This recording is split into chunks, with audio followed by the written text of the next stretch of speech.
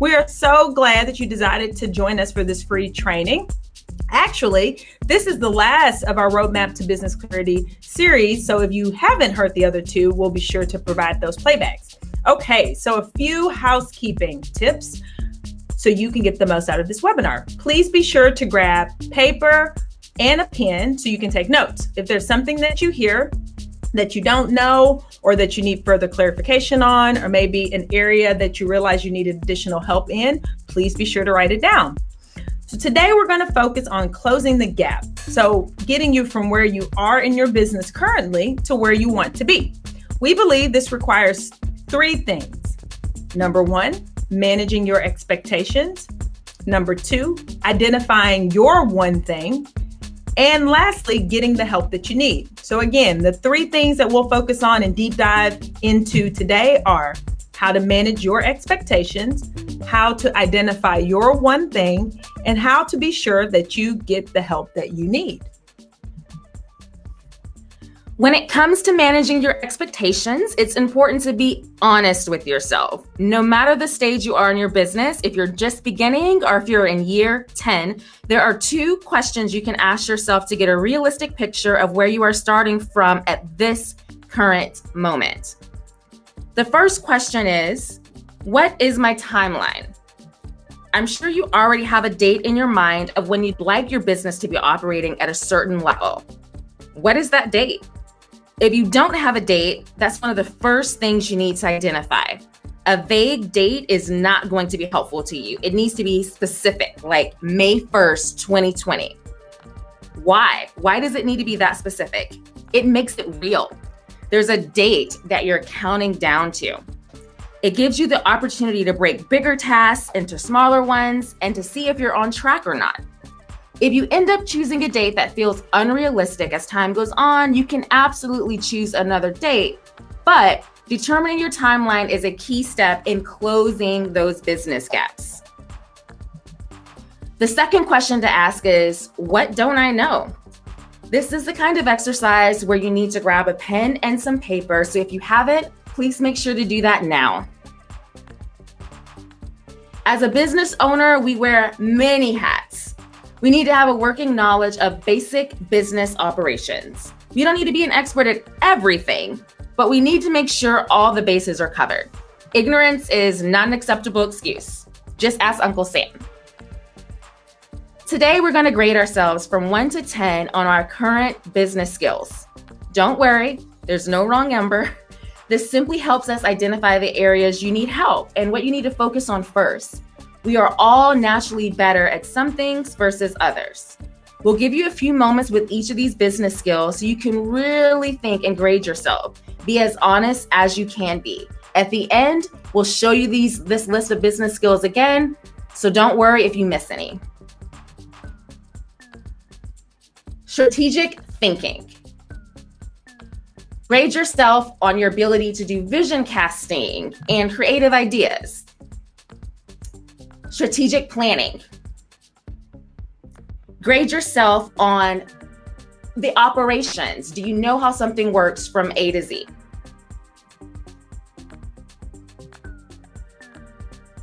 Goal setting. Grade yourself on your ability to scale your business. Do you know what you need to do next? Do you know how to set realistic goals? Financial management. Grade yourself on your ability to create a realistic budget. Are you confident in your pricing?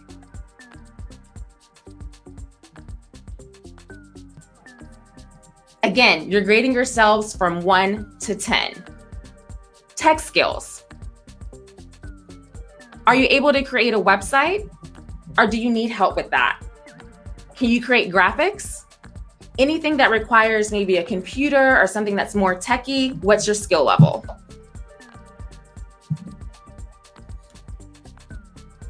Marketing. Can you create a narrative for your brand? Do you even know what your colors are? Do you know how to get exposure? Sales. Do you feel confident getting customers, customer acquisition? Have you been able to identify who is my ideal customer and where are they? Time management. We only have 24 hours in a day. Are you able to manage your personal life with your business life? Do you have time to fit it all in? Legal skills. When it comes to incorporating your business officially, taxes, creating contracts, grade yourself from 1 to 10 on those legal skills.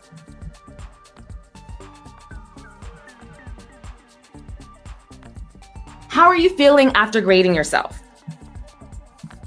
I know it can feel a bit overwhelming, but I'm not asking you to be the expert in any of these areas right now. I only wanted you to identify the areas where you are strong and where you're weak. We will give you access to this list so you can spend more time with it. Your next steps will be to identify who can help you in the areas you score low, or how you can get educated to increase your numbers in all of those different business skills. Before we continue, I want to remind you of our 2 main questions for closing your business gaps. What is my timeline? And what don't I know? Once you have these 2 questions figured out, it's time to choose the task you are going to focus the most on and what tasks you're going to actually get help with.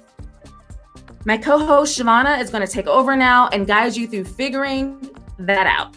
Thanks, Dion. So when you think about your business, can you honestly say, I can't believe I get paid to do this? Hopefully, you think your business is fun and easy. Of course, there are challenges in any type of business pursuit, and there are stretches where things will be a little bit difficult. But the idea is that your business is something that you can think about all day long without getting tired of the thought. It keeps your mind racing with creative ideas, and it's something that you want to get better at. It adds joy to your life, and it's actually not a burden. This is the area, I like to call this area your flow, that we hope that you can operate in your business. And it's okay if you're not there now. Our hope is with some of these tools, you can eventually get there. This is where you should spend the bulk of your time as it relates to your business. Everything else will feel like a drain if you are not able to reach your flow state. Sure, there's some things that you could do as we went through that skills assessment, but the real question is, just because you can do it, should you be doing it? How much time and energy do certain tasks, for example, the legal task or the financial management task, how much energy do those tasks zap from you if it's not your flow state? Getting help is something that you need to do and learn to embrace very early in your business. Believe me, you do not get a gold medal by going at this alone. Think about it. If you had a fitness goal, you wouldn't take any issue with saying, I need to hire a fitness professional to make sure that I reach those fitness goals. So think about that the same way when you're thinking about who you need to work with in order to make your business work for you. There are coaches and there are trainers and all sorts of people who can help you get focused on your goals and stay focused on your goals. And that's why the last thing we're going to do today is help you identify who do you need to speak to, hire, work with to get the help that you need. But before we get to that, let's talk about why don't people get the help they need? So let's take a quick moment to level set. If it's so easy, why is it that people don't get the help that they need? Whether that's having a conversation with someone or officially hiring a resource. Well, we thought about this in preparation for the webinar, and here are a few common reasons that we came up with. Hopefully you still have your pen and paper handy and you can jot down if any of these reasons resonate with you. You don't feel like you have time to onboard the help. This is something we've heard often. I really want to hire someone to help me with my accounting, but all I can think about is the time that it's going to require for me to train that person, show them our systems, show them the way we keep our receipts or not keep our receipts. And I just don't feel like I have the time in the day to do it. Another common reason is people feel like if I hire someone to help me, I'll lose control over my business. Now, One of the things that comes up in this particular area is I believe a lot of business owners feel if they are not experts in every aspect of their business, then that is in some way a show or a sign of incompetence. We are here to tell you today that is not true. As I mentioned earlier, just as if you had a fitness goal, you would not hesitate to hire a fitness professional. Think about it the same way as it relates to your business. Requesting help is actually a very smart thing. That means that you've taken the time to identify the areas that you have strong skills and also the areas that you don't, and you're putting a plan in place to make sure you are resourced appropriately. The last reason that we hear often is the upfront cost of hiring additional support means less money. Now, while that may be true, if you think, okay, I need to invest a certain number of dollars each month to get a particular expertise, yes, that means that that's less revenue that you will bring in directly to your pocket. But think about it from the long view. If you invest the money that you need up front in the resources that you need, then that's going to free you up to work more in that area of flow that we spoke about earlier. So you are resourcing your organization so you can spend most of your time doing the thing that you love to do, the thing that you were passionate about when you decided to start the business. So don't think about the investment as something that you're losing. Think about the time that is going to free you up when you're able to focus on the things you love to do and outsource the things that you don't love to do. So how do you get the help that you need? Well, there are a few ways. The first way, which is the way that I think most entrepreneurs, especially in the beginning, think about as their only option in some cases, and that's learning yourself the skills that you need, or hiring someone else to do it. Those are your only two options. The first option is you can either learn it yourself, which is I think the route that most people go, or you can outsource that and hire someone else to do the job. There are no other options. There may be a bit of a in-between option where some of the aspects, for example, if it was a website build, maybe you're able to do some parts of it, and then you hire someone with more expertise to do some of the technical aspects that you don't have the area of expertise in. But nevertheless, these are your two options. Now that you're a little bit more aware of where you score with your business skills, let's go over some questions you can ask yourself to determine which route is best for you. Are you going to learn the skills yourself, or are you going to outsource? The first question, which I would argue is the most important question, is to ask yourself, is this something that I actually am interested in doing? If you have the natural interest in learning a new skill set, then sure, perhaps it is a good idea for you to invest in educating yourself. Now, one caveat, when I say educating yourself, I do not mean simply Googling the question and watching a YouTube video. I do not think that that is sufficient education if this is something you're actually going to do for your business. When I say educating yourself, what I'm thinking of is perhaps taking a course, maybe a college course, maybe an online course, perhaps going to a conference, but actually investing in yourself to learn that skill. This could keep you nimble, especially in those early stages of your business, and it can make it easy for you to make changes and updates without someone else being involved. But the first question is this something that you're interested in doing? Now, take that same question, and perhaps your answer is absolutely not. I am not interested at all in understanding contracts. I do not have any legal interest at all, and I do not want to write them.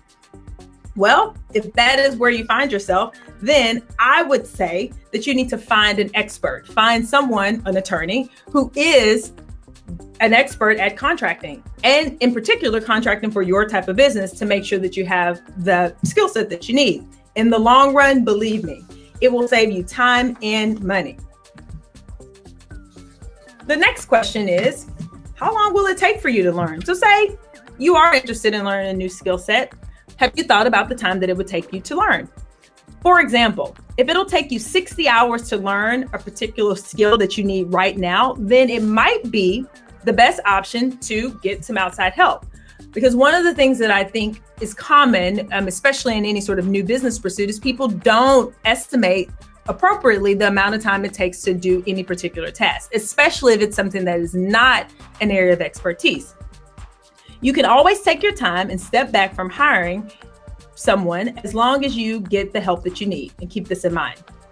It's something that you can never get back, your time. So if you spend 60 hours and you don't really end up being an expert at that particular skill set that you need, then it is in a way a 60-hour waste. So if it's a skill that's going to take you more than the amount of time you have to allocate toward it to learn it, then I would definitely strongly encourage that you outsource it.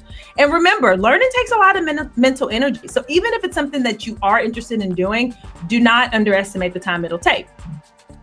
And one thing is frustration. This is a very real issue. So say, for example, you decided that you were going to build your own website, even though you're not necessarily an expert in that area, but it's something that you're interested in learning. Don't forget the frustration factor. Don't forget to add in the time that it will take if you get to a point in that website build where you get stuck and you do have to go to handy Google or YouTube to figure it out. So be sure that you add that into the time so you can get a good calculation. So if you've been holding back on the idea of getting help because you think that you can't afford it, I would say you can't afford not to get the help that you need. There are many resources available to you, and some of them are free. As I mentioned, although I don't recommend this if it's something that is really technical or something that's a high value for your company, but you could go watch YouTube. You could use Google. You could check out other online resources and at least level set with yourself around what is the delta between what you know now and what you need to know in order to be able to fill that skill gap. You can join SCORE.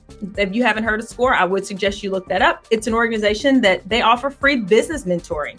And also, depending on where you are in the United States, you should also check in with your Small Business Development Center. They're a connection of many resources all housed under one roof at the Small Business Development Center, and a lot of them are free as well. Another thing you can do is you can hire an intern. Sometimes you can hire those interns for free. So basically, you can't use "I can't afford to get the help that I need" as an excuse, because as I mentioned, there are many resources available to you. SCORE, Small Business Development, working with your local college or university to get an intern, so you can get the help that you need. And remember, your business grows at the level that you do. When you identify the gaps that you have in your business and then proactively work toward closing those gaps, you make your business healthy. You give it a strong foundation and you're able to operate from a place of strength and not a place of weakness. There is no deadline except for the deadline you set, which is why I think the exercise that Dion walked us through in the beginning of what's your date? Have that date in mind, and wherever you ranked yourself in those skill sets and whatever the gap, know that you do have time to close it. You get to decide the timeline and systematically work toward making sure you close those gaps. You are the only one who decides how quickly your business is going to grow.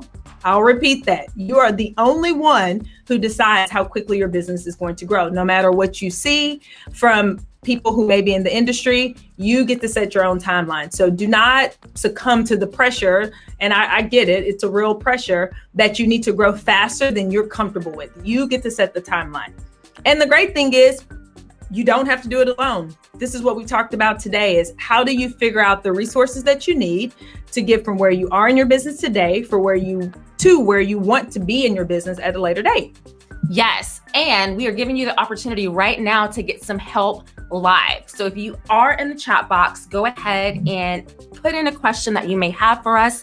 We did receive some questions ahead of time, so we're going to share them now because we want to get as practical as we can.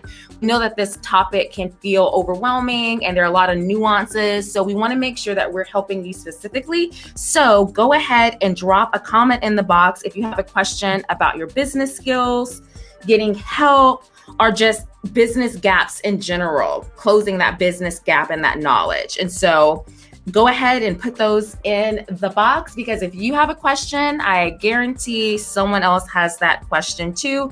We're here to help each other. So our first question today is this. I feel like I might lose control of my business if I ask for help. How can I overcome this? Okay, Dion, I'll take this one. It's as I mentioned earlier, the first way you can overcome it is to literally drop that idea, because it's not true. Think about it in the way of a fitness goal. As I said, everyone is comfortable, or most people are comfortable saying, I would like to reach a certain fitness goal, and I am not a fitness professional, so I'm going to hire one to help you reach that goal. I think that same mindset should be applied to your business. Think about the business coaches and the business resources that we mentioned as a trainer, a private trainer that gets to come alongside you to make sure that you close those gaps. So you won't lose control. As a matter of fact, I do think that getting the resources that you need is a sign of genius, really, in the business, because it saves you a lot of time and gives you the time to work on and work in the areas that you are most passionate about. Next question. How can I identify who can help me? Okay, I'm going to take this one. When you're trying to identify who can help you, you want to make a list of all the people that you have in your life. Seriously, just get a piece of paper and list out every single person that you know, from your friend, from your coworker, to your boss, to the person at the deli. You want to make a list of all the people that you know, and then actually think about, okay, what are some of the skills that they're knowledgeable in? Because even though you might not need them to physically do it for you, they might have connections that you don't know. I think a lot of times what we do is we limit our reach when we don't let people kind of know the areas that we need help in. So even if a person can't directly help you, they might be able to put you in touch with somebody that can.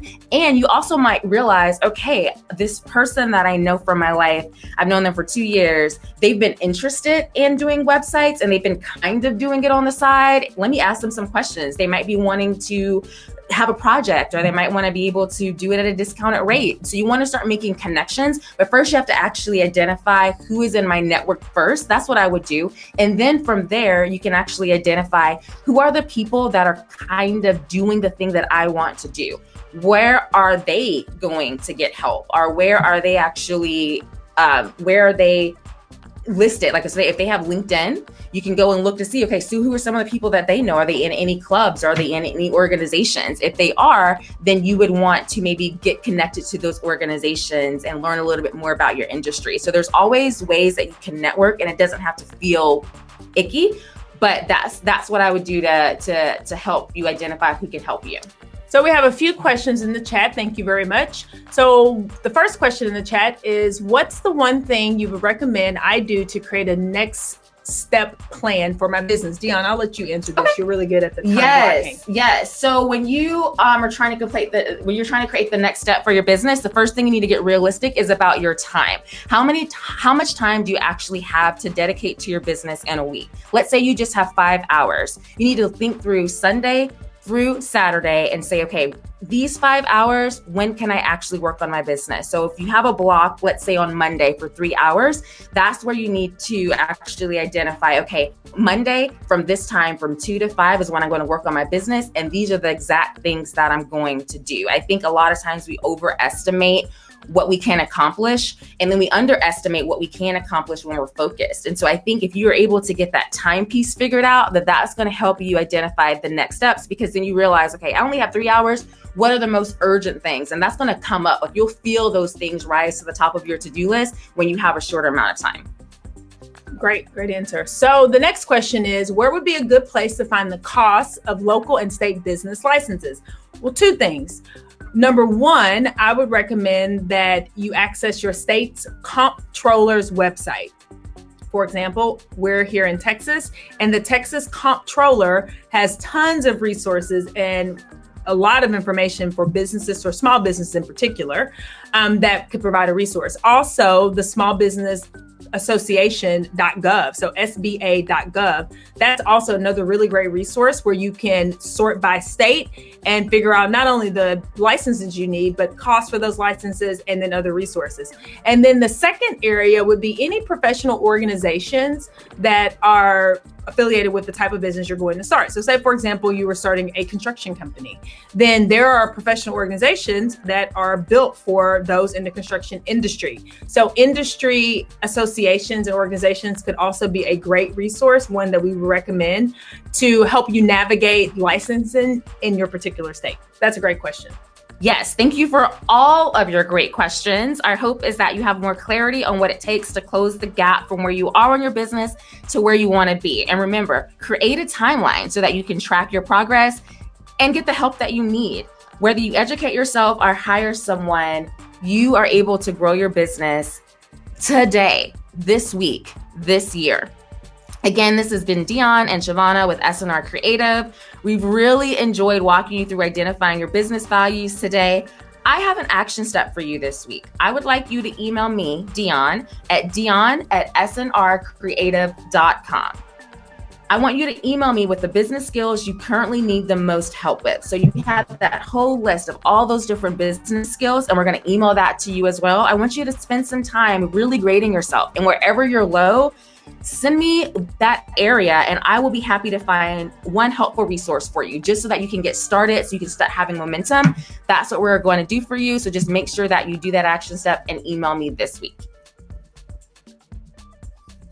Perfect. And with that, this concludes our Roadmap to Business Clarity webinar, and actually the last in our series.